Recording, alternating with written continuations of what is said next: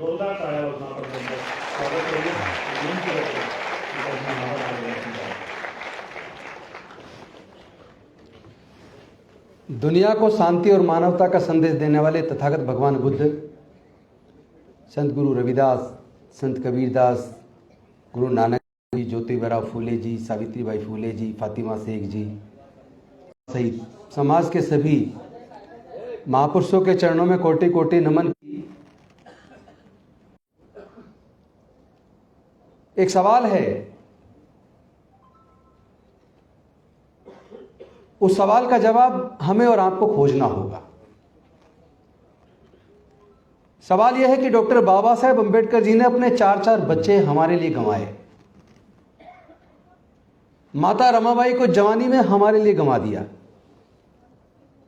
और अपनी पूरी जिंदगी जलाकर हमारे जीवन में रोशनी दी. उन्होंने ऐसा क्यों किया? क्या जिस तरह की उम्मीद वो हमसे रखते थे, क्या हम लोग उन उम्मीदों पर खरे उतरे? क्या उन्होंने इसीलिए रिजर्वेशन की व्यवस्था की कि हमारे लोग पढ़ेंगे लिखेंगे, ब्यूरोक्रेट्स बनेंगे, प्रोफेसर्स बनेंगे, डॉक्टर, इंजीनियर, कलेक्टर बनेंगे, जज बनेंगे और बनने के बाद अपने परिवार तक सीमित रह जाएंगे? क्या उन्होंने इसीलिए राजनीति में रिप्रेजेंटेशन की व्यवस्था की थी कि हमारे लोग ग्राम पंचायत के प्रधान, जिला पंचायत, विधानसभा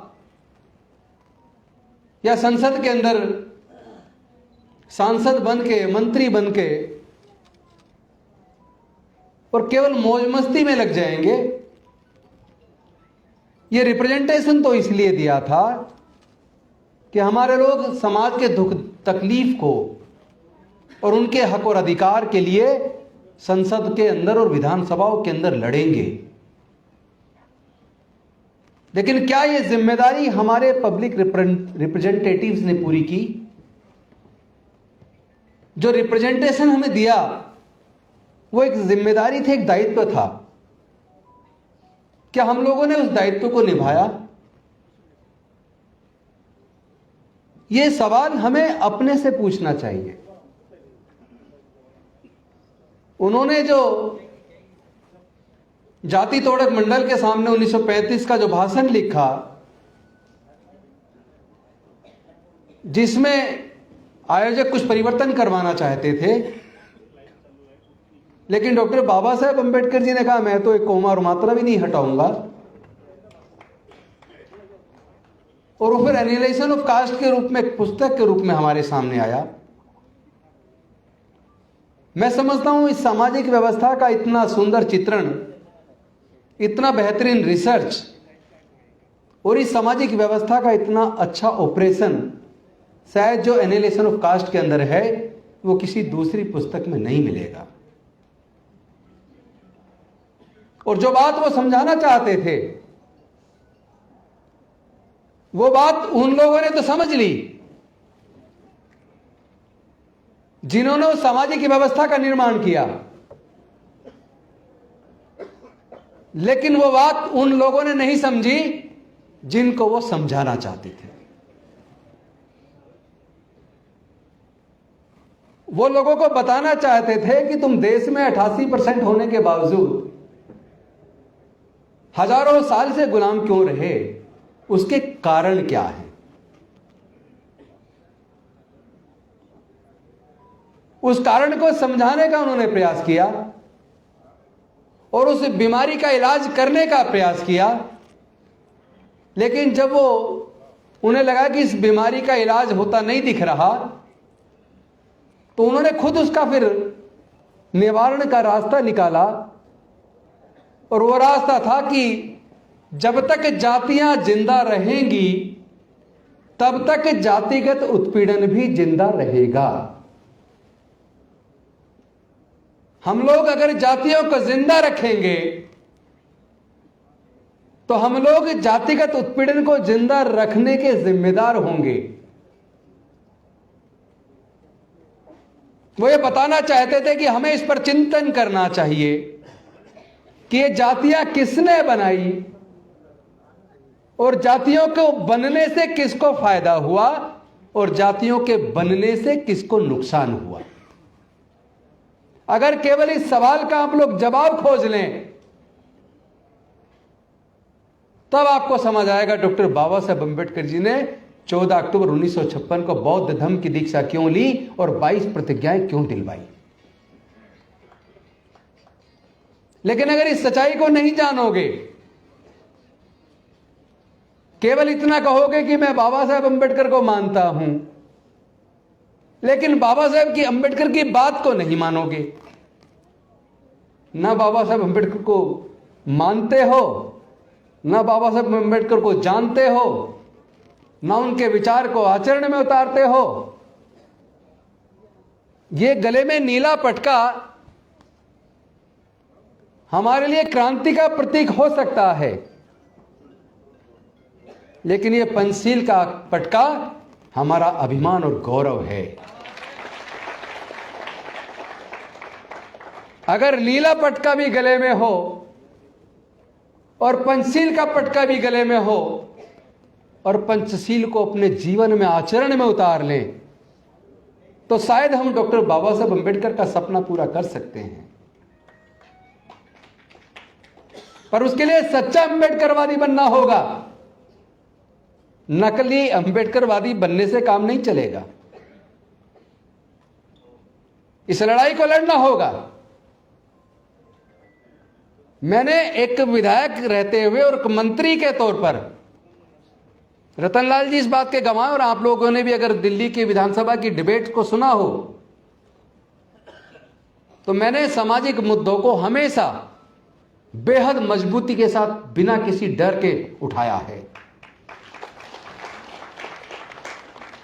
अब कोई कहता 50 लाख का इनाम गर्दन काटने पर, उन्हें पता नहीं है, जरा उनसे कोई पूछे भाई किस किस की गर्दन काटोगे। सच्चा अम्बेडकरवादी कभी डर नहीं सकता। और डर तो दूर की बात है, वो आसानी से कभी मर भी नहीं सकता। हमारे अंदर जो खून का प्रवाह है वो डॉक्टर बाबा साहेब अम्बेडकर का खून है। उसको डराने की कोशिश मत करना। डर तो तुम्हारे व्यवहार में और नजर आ रहा है। पहली बार लगा कि तीर सही निशाने पे लगा है। चूंकि यह लड़ाई तलवार से, तीर से, बंदूक से नहीं लड़ी जा सकती। यह लड़ाई विचारधारा की लड़ाई है। यह विषमता और समता के बीच की लड़ाई है। यह इंसानियत और हैवानियत के बीच की लड़ाई है। यह मानवता और दानवता के बीच की लड़ाई है।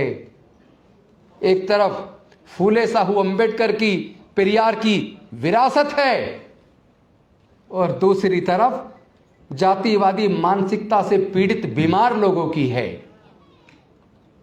तो लड़ाई तो बुद्धि और विवेक की है, तो बुद्धि और विवेक से जीती जाएगी।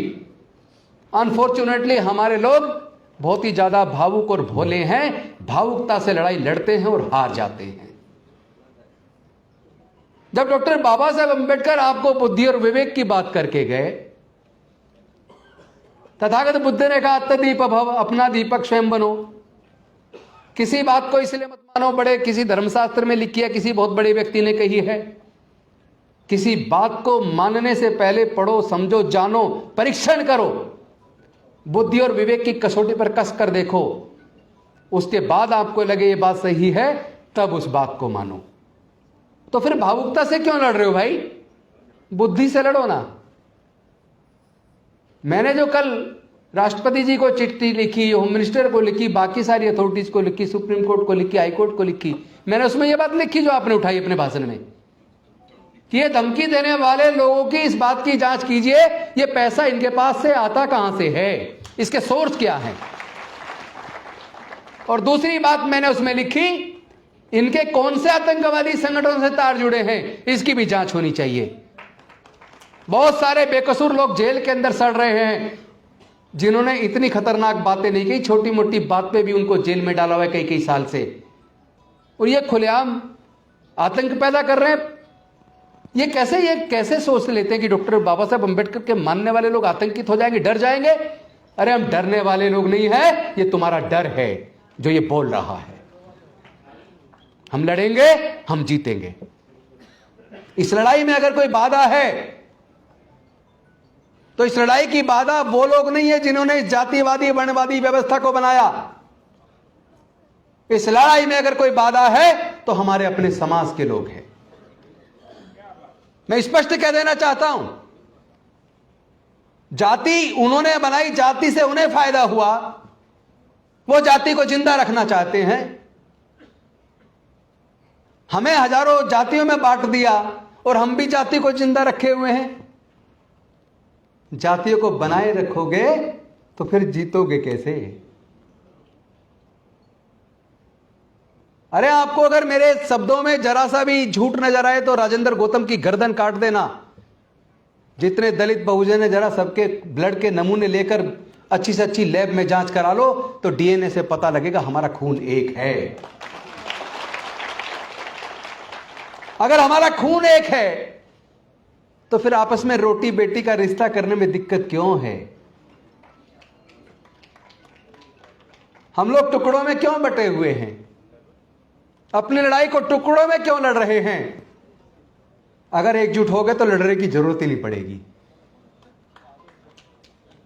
यह उनका डर है, उन्हें लग रहा है कि वो अल्पमत में आ जाएंगे अगर सारे बहुजन बौद्ध हो गए। तो मैं उनको कह देना चाहता हूं, या तो तुम जाति उन्मूलन के लिए हमारे साथ आकर जातियों को खत्म कर दो, वरना पूरा का पूरा भारत बौद्ध में बनेगा। तुम रोक नहीं पाओगे। तुम एक को मार लोगे, दो को मार लोगे, 10 को मार लोगे। तुम मारते मारते तुम्हारी पीढ़ियां खत्म हो जाएंगी और भारत बुद्ध की ओर चल पड़ा है। हम लोग कोई कमजोर लोग नहीं हैं। हमारे महापुरुषों ने पूरे जीवन मेहनत से खाया है और तुम लोगों में से ज्यादातर ने हमारी मेहनत का चुरा के छीन के खाया है। तो ये डराने की कार्रवाई, ये डराने की भाषा बोलना बंद करो। ये भाषा बताती है कि तुम डर गए हो, क्योंकि तुम्हें अब लग गया है कि अब भारत और बहुजन बुद्ध की ओर चल पड़ा है। तो बुद्ध तो बनेंगे, बौद्ध तो हम बनेंगे। हर वो व्यक्ति जो अपने जीवन के फैसले बुद्धि और विवेक से ले, जो अपना अच्छा बुरा सोच समझ के अपने जीवन के फैसले ले, मेरा मानना है वो हर व्यक्ति बौद्ध है। जिसके मन में करुणा है, समता, स्वतंत्रता, बंधुता और न्याय, प्रज्ञाशील, करुणा, मैत्री है, वो व्यक्ति बहुत ताकतवर होता है। गाली गलौज करने वाला आदमी, धमकी देने वाला आदमी बेहद कमजोर, डरपोक और कायर होता है। हमारे लोग डरपोक और कायर नहीं है। जो लोग 16-16 घंटे काम करके, मेहनत मशक्कत करके हजारों साल की गुलामी के जंजीरों को तोड़कर यहां तक पहुंचे हैं, वो लोग डरेंगे नहीं। उनको समझ आ गया डॉक्टर बाबा साहब अंबेडकर क्यों भारत को बौद्ध में बनाना चाहते थे। उनको समझ आ गया है कि जिस प्रकार एक व्यक्ति अगर बीमार हो जाए और पता चले कि उसने गंदा पानी पिया जिसकी वजह से उसको पेट में इंफेक्शन हो गया, तो वो गंदा पानी पीना छोड़ देगा, दवाई लेगा और ठीक हो जाएगा। लेकिन अगर कोई व्यक्ति ये जान ले कि जिस पानी को, गंदे पानी को पीने से बीमार हुआ है, वो दवाई भी ले और गंदा पानी पीना ना छोड़े, तो क्या वो ठीक हो जाएगा? नहीं होगा ना। तो समझ लो हमारी बीमारी का कारण ये जातियां हैं।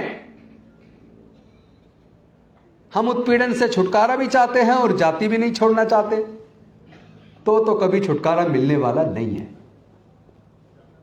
जिस प्रकार अनेकों नदियां अलग अलग नाम से जानी जाती हैं, लेकिन समुद्र में गिरने के बाद अपनी पहचान खो देती हैं और सागर कहलाती हैं, समुद्र कहलाती हैं, उसी प्रकार हमें जो जातियां कुदरत में नहीं बनाई, क्योंकि पूरे दुनिया के अंदर किसी देश में जाति नहीं है, जाति केवल भारत में है।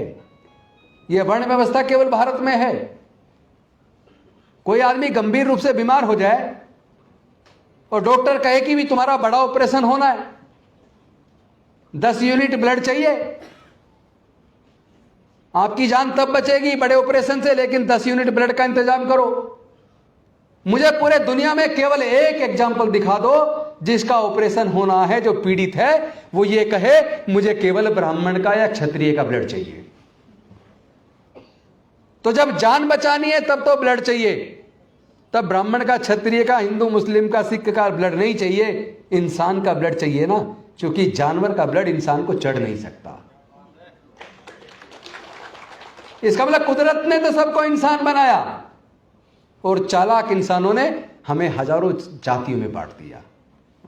वो चालाक लोग आज भी अपनी चालाकी कर रहे हैं, हम लोग बेवकूफ हैं जो उनकी चालाकी में फंसे हुए हैं। हम लोग हैं जो आपस में रोटी बेटी का रिश्ता करने की बजाय इन जातियों को जिंदा रखे हुए हैं। और हम में से वो लोग और भी ज्यादा बेवकूफ हैं जो अपने गांव के सामने बोर्ड लगाएं, अपनी गाड़ी पे लिखें द ग्रेट चमार, the great Mahar, the great Valmiki. अरे जाति ग्रेट कब से हो गई भाई? विचारधारा ग्रेट होती है, जातिवादी कुछ नहीं है। इसलिए जातियों को छोड़ दो, समाज को जोड़ दो। हमने नारा दिया मिशन जय भीम के माध्यम से, जाति छोड़ो समाज जोड़ो। बौद्ध धर्म की क्या पहचान? मानव मानव एक समान। और मेरे सामने विकल्प दो में से एक था। रतनलाल जी घर पे बैठे हुए थे, कई सारे भाई लोग बैठे चर्चा कर रहे थे।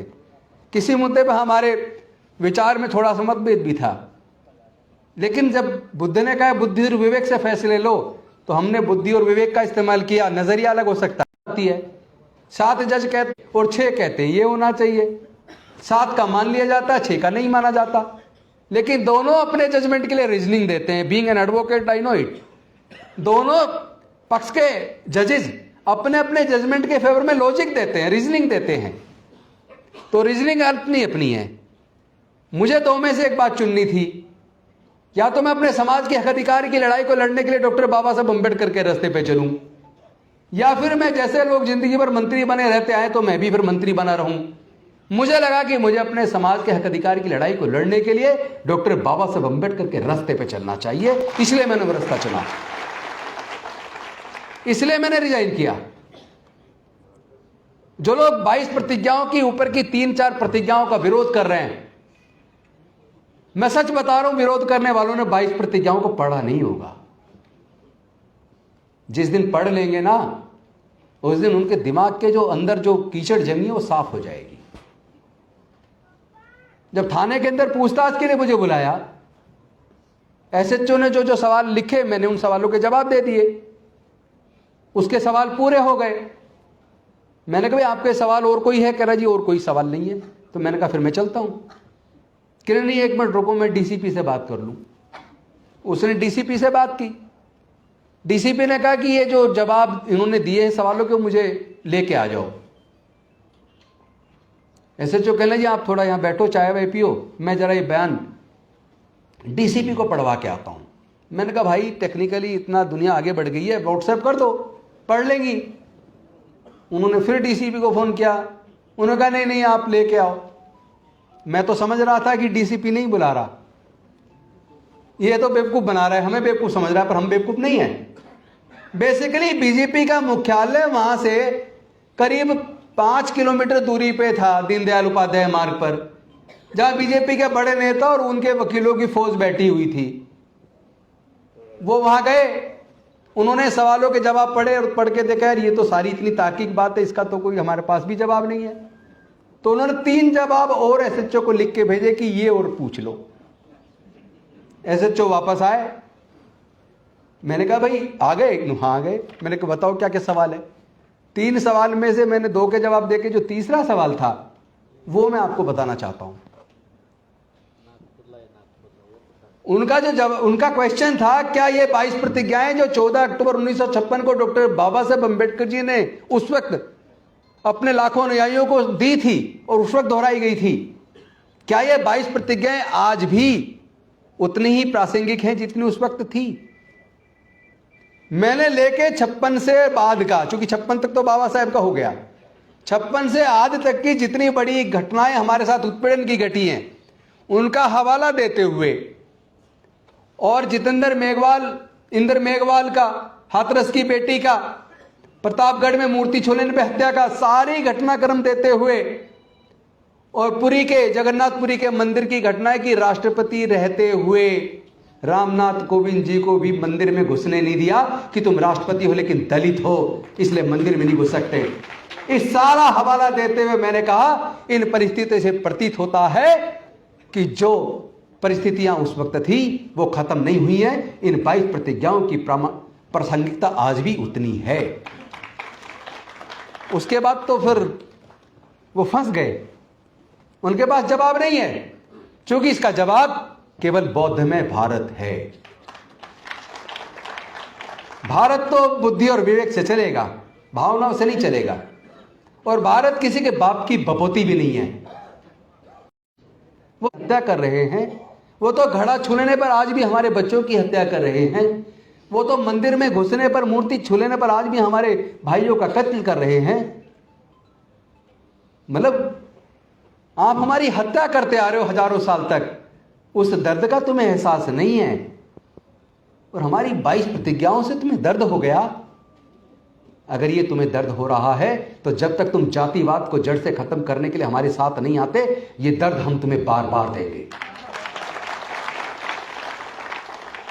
और ये गुलामी और ये उत्पीड़न हमें स्वीकार नहीं है। हमारा दिल रोता है जब अखबार में देखते हैं या टीवी पे देखते हैं या व्हाट्सएप पे हमारे पास रोज घटनाएं पूरे देश से आती हैं। क्या हमारे लोग इंसान नहीं है? क्या हमारी बहनें बहनें नहीं है? क्या हमारे भाइयों का जब कत्ल होता तो कत्ल नहीं है? क्या हमारे दर्द का एहसास भी वो लोग कभी करेंगे या नहीं करेंगे? वो तो हमारे लोगों की हत्या करने में गौरव समझते हैं।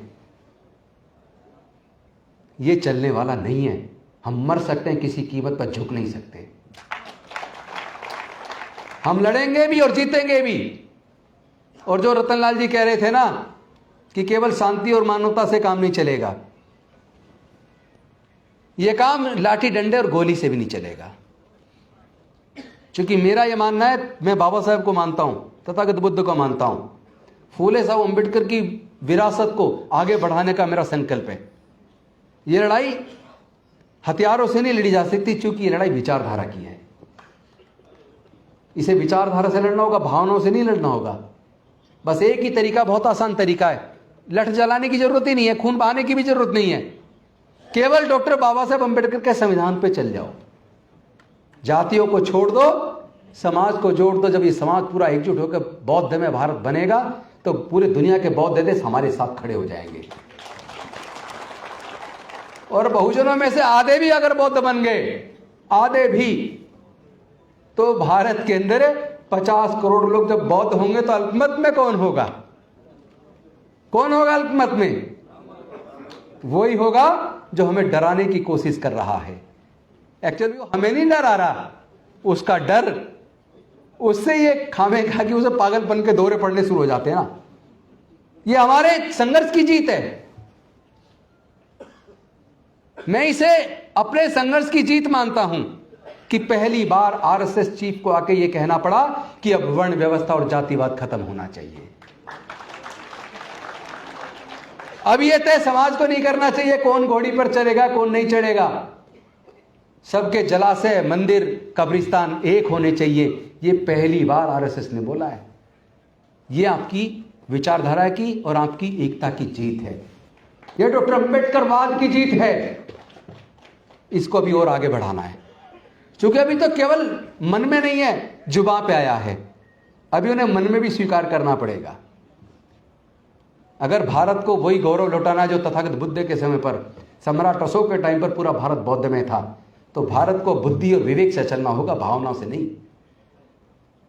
मैं दलित पैंथर्स की 50वीं वर्षगांठ पर आपको बधाई तो दूंगा, शुभकामनाएं तो दूंगा, क्योंकि दलित पैंथर्स का एक गौरवशाली इतिहास है। लेकिन आज दलित पैंथर कहां है? इस सवाल का जवाब तुम्हें खुद खोजना होगा। सबसे ज्यादा बौद्ध विहार पूरे दुनिया में अगर कहीं है तो वह नागों की नगरी, हमारे बहुजनों की जो ऐतिहासिक राजधानी नागपुर है, नागपुर के अंदर है। लेकिन नागपुर के गली गली में संगठन है। मैं समता सैनिक दल का 32-33 साल सिपाही रहा हूं, नेशनल चीफ जनरल सेक्रेटरी तक रहा हूं। सालों तक कोर्ट में केस भुगते हमने। लेकिन मैं एक बात कहना चाहता हूं, हम ही लोगों ने हजारों संगठन बना दिए, समता सैनिक दल के कई टुकड़े बना दिए, आरपीआई के कई टुकड़े बना दिए, भारतीय बौद्ध महासभा के कई टुकड़े बना दिए। जब हमारा विचारधारा एक है, लक्ष्य एक है, तो फिर हम टुकड़े में क्यों बटे हैं? और जाति बीमारी का कारण है, तो हम जातियों में क्यों बटे हैं? बस इस सवाल का जवाब खोज लीजिए, आपको आज़ादी मिल जाएगी। आप फिर से प्रबुद्ध भारत, बाबा साहेब का बौद्ध में भारत का निर्माण कर पाएंगे, बाबा साहेब के सपनों को पूरा कर पाएंगे। आपने मुझे सम्मान दिया, बोलने का मौका दिया, इसके लिए मैं आपका आभार व्यक्त करता हूँ। बहुत बहुत धन्यवाद। नमो बुद्धाय। जय भीम, जय भारत।